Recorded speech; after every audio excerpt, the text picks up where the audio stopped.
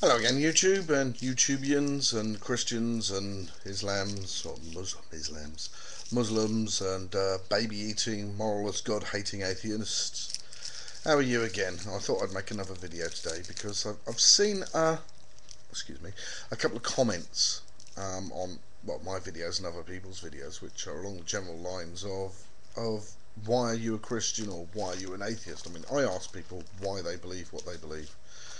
And somebody asked me why or was I ever a believer? And the answer, I had to give him was no. I've never actually believed. As it says on my bio, if you care to go look at my channel page, it says on there, I've been an atheist since the day I was born. My mother, well, she was a deist. She believed that there was some higher power of some sort, but she never really told us what she believed as such, and she never forced her beliefs down our throats as kids, which I suppose I was lucky. But then they sent me off to a Church of England school where it was kind of expected that you were going to be a God believer of some sort, and so as I was telling somebody, I had a hell of a time there because I'm a born skeptic. I don't believe anything unless I see the proof. I even had a problem with Santa Claus when I was a kid. I mean, I wouldn't accept explanations because he comes down the chimney, and even at the age of 4 I can remember explaining to other kids at school there's no way that anybody can travel around the world at that speed and deliver to every kid's house, and anyway, not every country celebrates Christmas. Now, I knew that at the age of 4, and so I was very sceptical about Santa Claus. So don't let your kids watch this, because as we all know as adults that Santa Claus doesn't exist.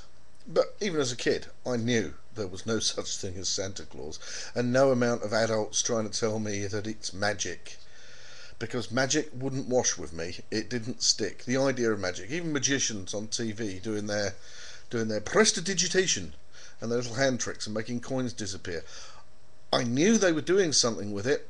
I didn't know what, but I knew it wasn't magic, because magic isn't real. And I don't know how I knew that, I just did. Maybe it's because I'm skeptical. But anyway, back onto this point, is that I was at a Church of England school, and I can remember getting into all kinds of trouble because of the questions I used to ask, some of the teachers. Like when they said, oh, and God said, I'd say, well, which God? And this is about the age of 9, you have to remember, and then I'd get funny looks from them, and they'd ask me a question, well, what do you mean, which God? And I'd say, well, other people believe in other gods. How do you know that the God that you believe in is real and the God that they believe in isn't? And they would come up with the same argument that a lot of Christians use on me today, which is, it's in the Bible. And humdingers, even when I was 9, I was in trouble because I was asking the wrong questions, which is what I was always told. You're asking the wrong questions. You mean I'm actually questioning the validity of your faith, really, which is what it boiled down to. I was questioning adults on the validity of what they were trying to teach me and how they were trying to teach it.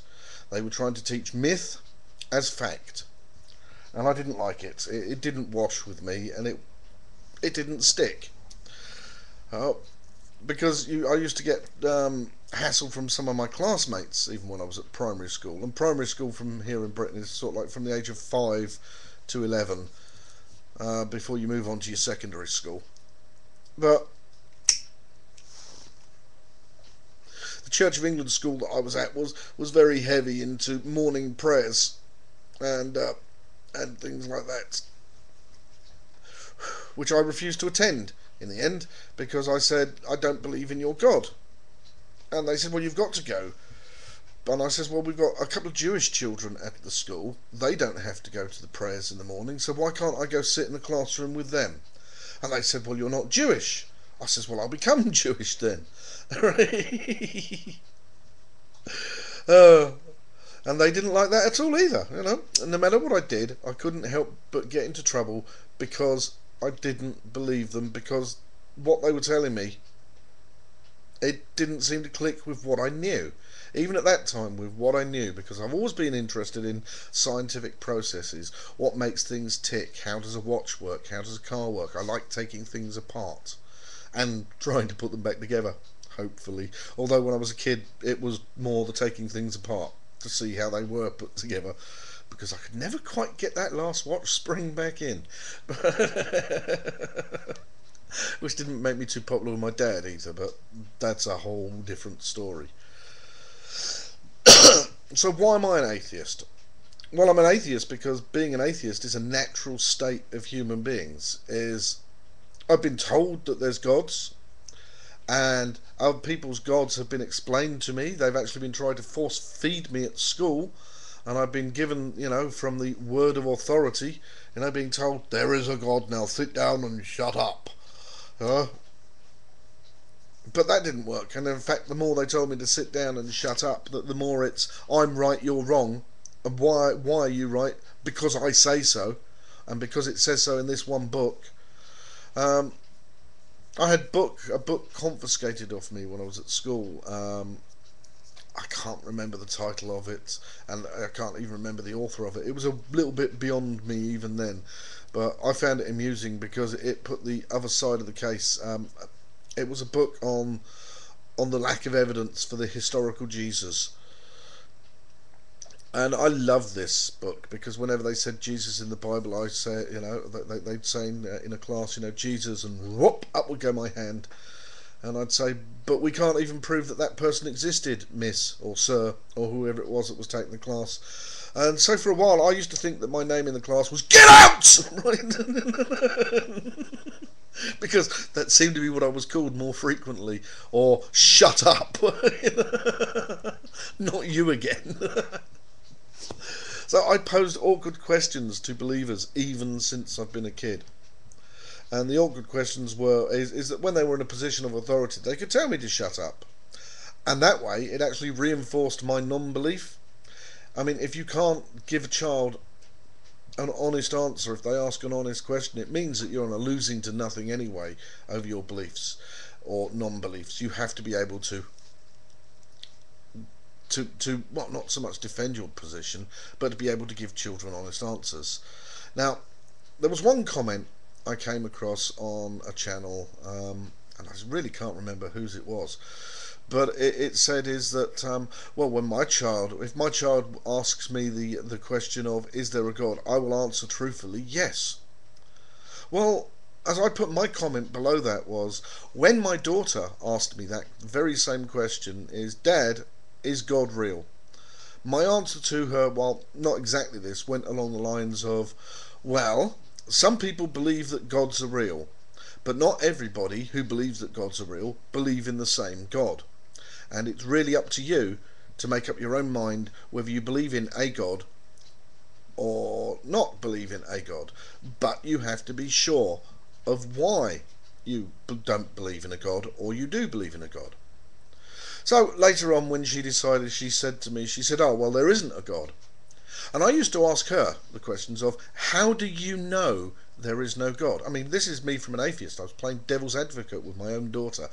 I used to ask her, how does she know that there isn't a God? Which made her go do the research on it. I even keep telling her when she says, oh, the Bible, and I said, well, she's never actually read the Bible. She's read little bits of it. And I keep telling her, go away, and you should get a copy of the Bible from the bookcase over there. It's next to the English copy of the Quran, and it's next to the things on the Buddhism and Hinduism. Yeah, oh yeah, I've got a religious bookshelf. And go read the Bible, because it is actually quite a good book. It's full of some wonderful stories of bloodshed and mayhem and mass murder and genocide and all the good stuff in life. But she's never done that, but she's fairly certain in her own mind that she's an atheist as well.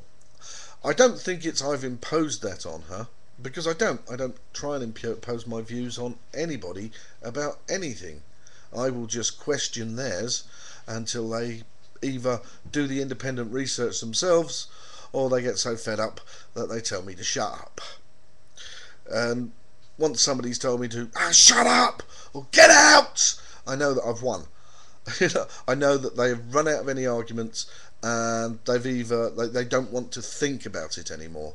When they tell me to shut up, it means that they don't want to think about those questions anymore, because I'm asking awkward questions. So that is why I'm an atheist, because I've never believed. I've never accepted the idea of magic. I've never accepted anything unless somebody can actually show me some evidence that is accurate and conclusive, that is independent, that has been tested, that can be tested. And I've always been like that ever since. So that's the reason why the English atheist is an atheist. And hopefully, if you're a theist of any kind, you'll go do the research, and you'll realise that you have nothing to back up your faith apart from what is written in whatever relevant holy handbook that you subscribe to, whether it be the Bible or the Quran or the Vedas or the Buddhist texts or whatever. You know, there is absolutely nothing there apart from faith. And as we all know, faith is belief based upon a feeling, not based upon evidence. But I don't base anything on a feeling. I'm one of these people who lead with the head rather than the heart. But that's about it. That's my video over for today. I hope that you like it. But if there's anything in here that has upset you or offended you, let me know what it is. That's right. Now you know the rest. Okay. Bye bye for now.